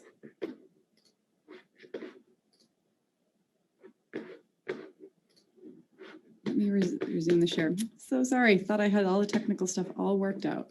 No worries, sorry. I just wanted to make sure that you I so appreciate that. Can you see slide 2 now? Yes, slide 2. Slide 2 is what I said a few minutes ago, so I appreciate, and everyone hopefully can read that quickly. Moving on. Okay. Capital, cognitive, and collective. It is important that this theory is understood as something that is not assessing individuals. It is taking group-based data to build a group-based theory or model and think about, and this is important because it would be applied to regulations and laws that affect groups at large, rather than adjudicative, sort of assessing an individual. There's a huge risk here, but I want to emphasize that in my version of this is not an individualizable capacity. What it is not, and again, this is not something that could or should be used to evaluate, rank, or prioritize individuals. I think that the data would not support the ability to do that. We have excellent work done by a lot of folks here in this room in the MacArthur Project on the group to individual inference problem. That is probably at its zenith in this area, because there would be a strong temptation to say, I have more cognitive capital than you. I am meant to be in a higher station of life. That is absolutely not what the theory is for. It is also, as a descriptive theory of capacities, not at all a source of values such as dignity or intrinsic worth, nor would it be a source of individual rights or privileges. So you might be thinking, okay, Murphy, what's the point? What is the point of collective cognitive capital? We know so much, and yet not yet enough, about our brains, brain health, behavior. This would be a theory or framework that could attempt to aggregate that which we find important about what regulates human behavior.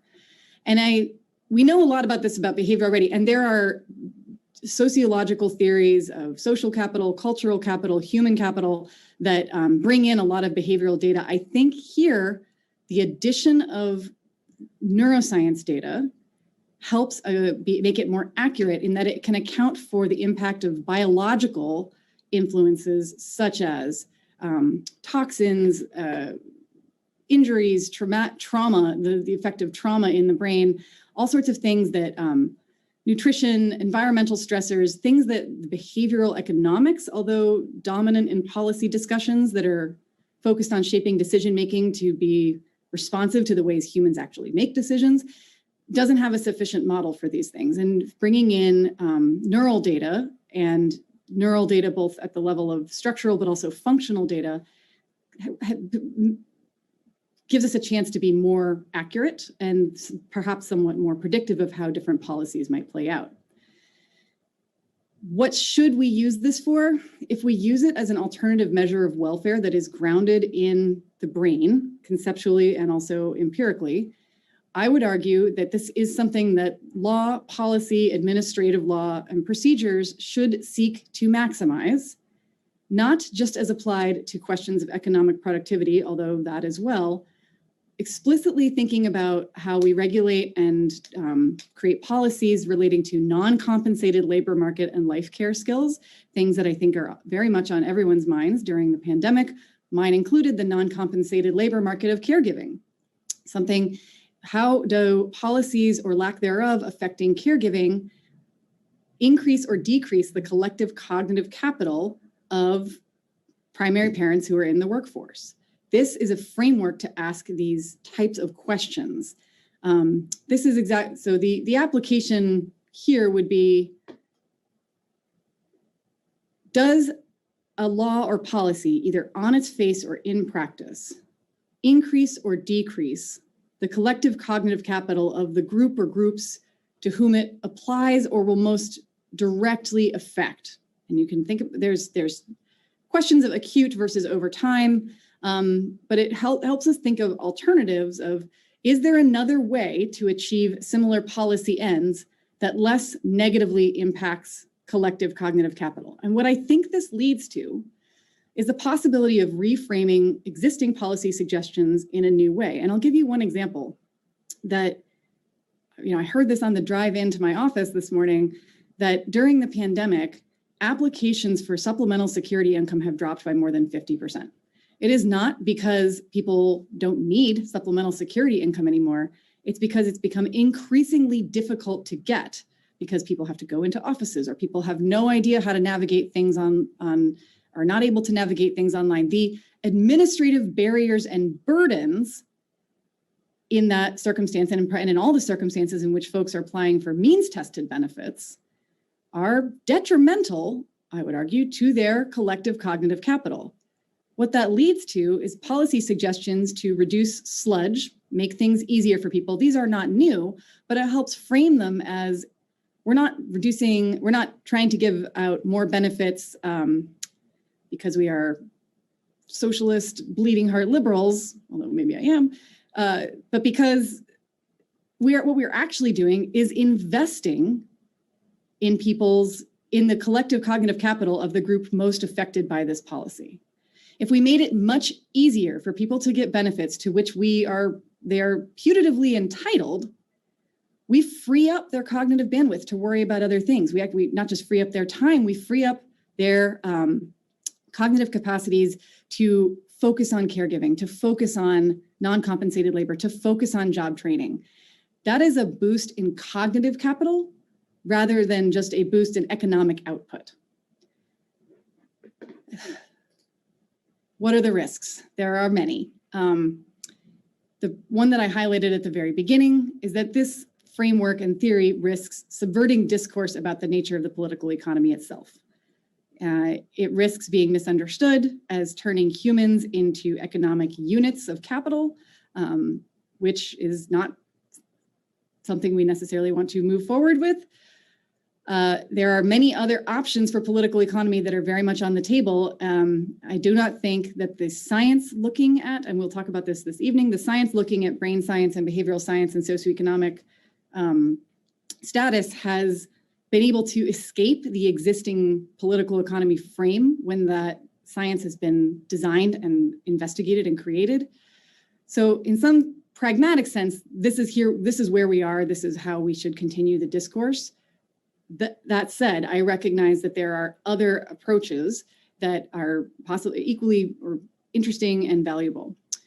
This also risks stigmatization of groups. It risks being misunderstood. I wanted to call it cognitive capital. I think I really need to call it collective cognitive capital so we don't risk stigmatizing individuals, but group stigmatization is still a concern.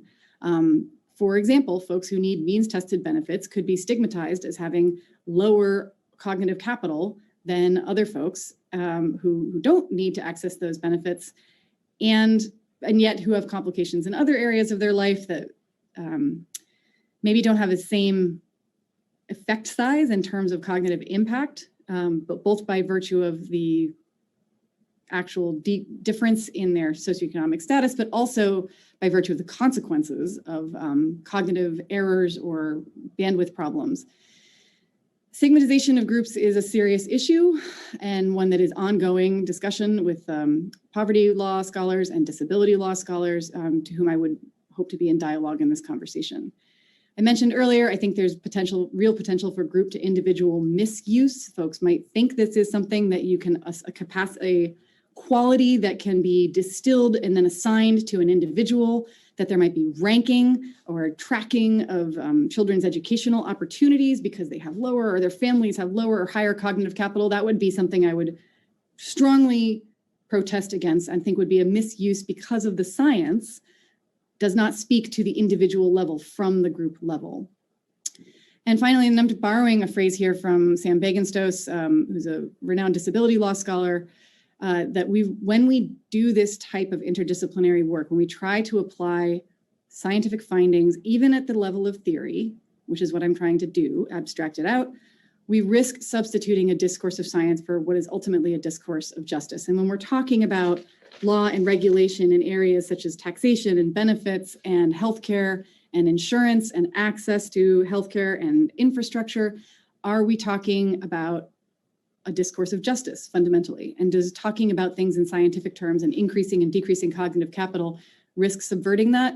I think that's a serious risk. What I'm trying to do is create a simplifying theoretical framework for something that is ultimately extremely nuanced, assuming that policymakers, legislators, and administrators will see it my way and maintain the nuance, or that even that the general public will maintain some sense of the nuance, is fraught with risk. It's an empirical question. I'm not sure, but I want to put this out there and have feedback and refinement. So I appreciate your time and attention. I'm going to turn off the slideshow. There's not much to see, and hope to have discussion.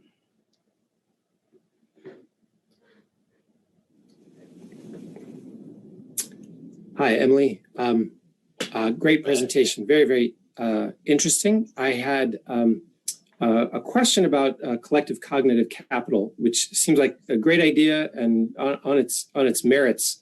I hope many more people learn about it and are inclined to think about it as a whether you think of it as a policy or as a measure of something that we want to try to increase over time.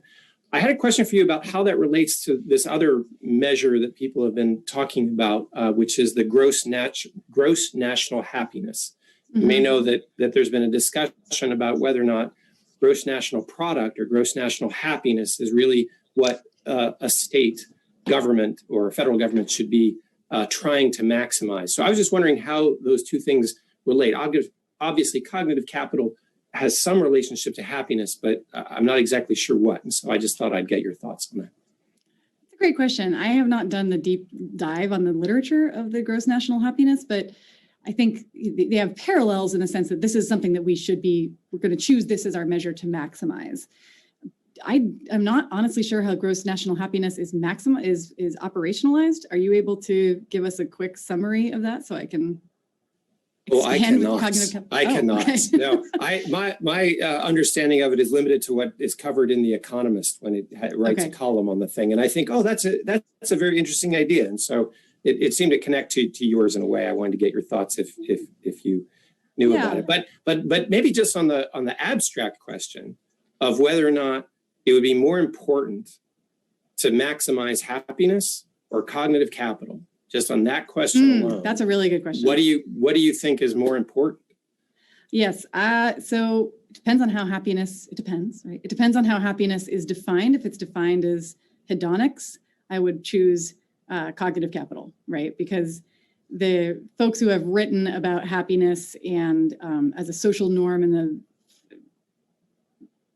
something to be valued and promoted by law have skirted that question a little bit sometimes, but of what it should be, but have acknowledged, this literature robustly acknowledges that hedonics is not probably what we want to maximize, because there can be meaning and in life that is not pleasurable, right? That is what kind of time frame do we find something that feels good versus something and makes me happy versus something in which I am going to dig in and find meaning from. And I would venture that in this framework, maximizing collective, and even if you had to individualize it, cognitive capital would be something that would create more meaning in their lives. I think it's something that, if one of the reasons that I think we could justify maximizing collective cognitive capital in our culture in the United States and in our system of government, is I actually think it has the effect of maximizing autonomy. If people have more cognitive capital to make their own decisions about how to allocate their time and their resources, they have more autonomy. I think reframing something like a universal basic income, not as a handout, but as a way to increase people's autonomy and increase their freedom, is kind of flips the script on its head. And that's sort of what I'm trying to achieve here. If I could ask, those of us who think that neuroscience makes the world a safer place for utilitarians and make our neuroscientific and normative arguments in terms of utilitarianism, I like to say, well, our object is to improve human thriving. Is this key then? And I guess I meant this as a follow to Owen's question. Does this become a measure, or at least a way for us to understand what we might mean by human thriving? Because usually when I'm pushed on that, I say I can tell you what it's not. Right. But I need to be able to tell you what it is. Is this a way for me to have an answer? I could just cite your piece? Yes, that would be great. Let's go with that. No, really, I mean, and I recognize that trying to take a critical perspective on this, that my version of human thriving probably has a lot to do with cognitive capital, because I am in the business of research and education. Like that is the thing that I value most highly. But I do not think that this framework is limited to academic achievement or knowledge economy work. I think that it requires significant amounts of executive function and self-regulation skills to run your household during a pandemic. I mean, and I've been working on this idea since before the pandemic, but a lot of the factors have become more acute. It is, for me, just to give a very concrete example, meal planning for my family for 3 weeks at a time to avoid going to the grocery store is one of the most executively demanding tasks I have ever done. It is a difficult task, and it is non-compensated labor. It is not something that is valued, and yet it is something that created safety and value for my family and hopefully for other people in response to the conditions around us. Not being able to do that by virtue of having so many other difficulties not alleviated by the government in my life, folks who were not receiving benefits, folks who were not receiving deliveries or support, and really working day to day, probably would reasonably not have been able to have the executive function. It has nothing to do with my level of academic training. It had everything to do with executive functioning as applied to the basics of life. So I do think it applies to human thriving. Yes. Could I jump in for just a quick moment? Please. So just to comment, in listening to your talk, I'm reminded of Aristotle's talk of virtues. Aristotle talks about, in the Greek, it's eudaimonia, and it gets translated poorly as happiness, but it's actually akin to what Pete was just talking about, something like human flourishing. Mm-hmm. And the virtues are thought of as acquired and settled character dispositions And some of the virtues are tied very much to, or at least have sort of as their telos, the establishment and the maintenance of the kind of political structures that Aristotle thought would best to human flourishing. So this is just a comment that it sounds to me like there might be something in Aristotle's view about politics and about ethics, and in particular the acquisition of virtues, that is at least overlaps in some interesting ways the idea of collective cognitive capital. Thank you. I will have to follow up with you on that. Okay, great. I think there were a couple three now questions from the attendance queue, and Helen, is this you? Yep, I can. Professor Brown, I guess, was the first of these. Yes, yes. So Professor Brown, law professor at the University of Utah, says, fascinating talk. I'm curious whether, Professor Murphy, you could say a bit more about how you chose the collective cognitive capital framework over a human rights framework, like the right to mental health that is embodied in international treaties like the Covenant on Social and Cultural Rights. I understand that your CCC framework might be more palatable to policymakers here in the United States, but aside from that language, are there other normative benefits to this theory over a human rights framework? Thank you, Tennille, for the question. It's a really good question. I think you're hitting on the fact that I am trying to build maybe a Trojan horse that will fit into the US policymaker rationale where human rights have not had traction. I am not that familiar, honestly, with the human rights framework and the right to mental health. And if you want to drop another question and explain it, if it were limited to mental health as in freedom from what we might categorize as mental illnesses, things that are differences that cause people discomfort or distress in their lives, I would say that collective cognitive capital goes further than that, rather than just a kind of bringing people up to a baseline, that it helps actively promote human flourishing.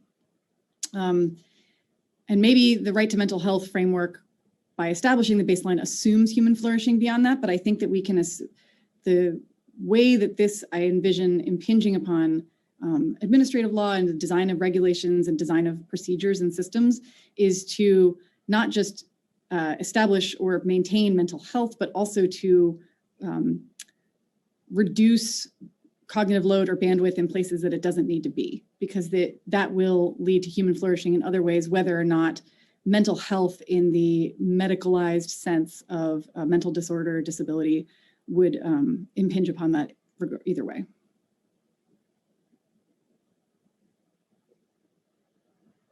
Laura has the next one.